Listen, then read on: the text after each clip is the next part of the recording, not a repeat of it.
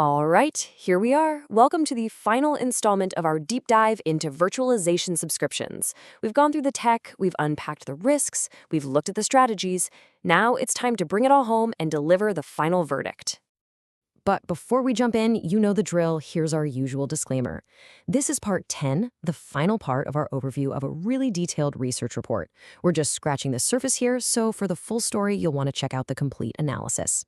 And of course, this isn't legal advice and there's no warranty. Okay, with that out of the way, let's get right to the heart of it. This is the big question, right? The one we've been building up to this entire series. After all of our analysis, can these subscription models, the very foundation of so many data centers, actually hold a business hostage? So, what's the final word? After digging through all the technical details and the real-world scenarios, the answer isn't some simple, straightforward yes or no. It's actually a lot more nuanced, and frankly, a lot more interesting.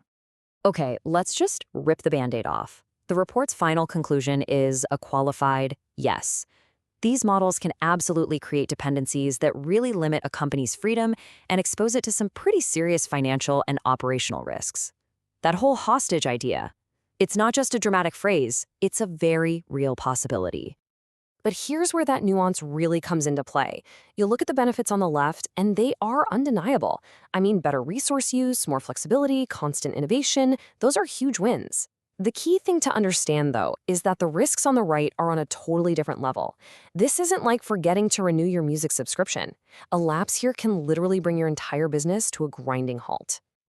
And all of this leads to a fundamental choice. A core trade-off that every single business has to wrestle with when it comes to their virtualization strategy.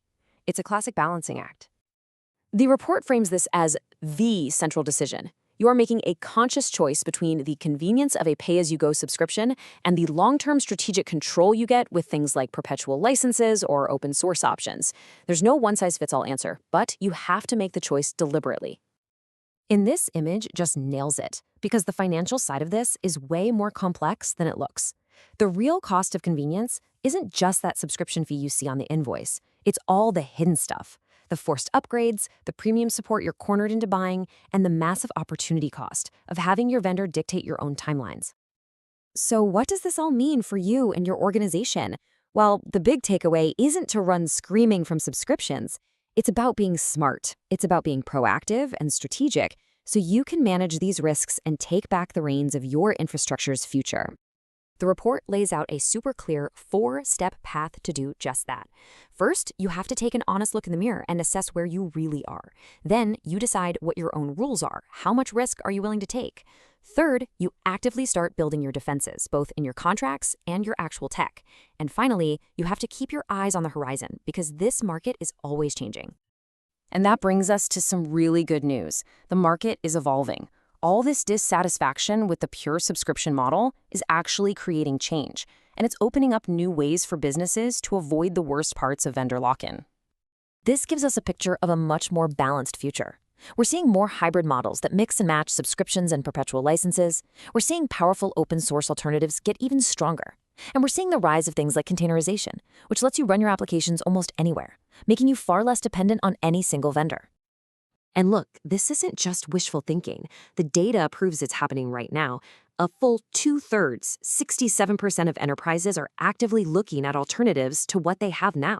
Customers are demanding more choice, and that demand is forcing real change in the market.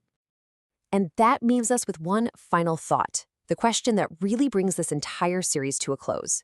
As you think about the future of your own data center, your own business, you have to ask yourself, at what point does the price of convenience become the loss of control?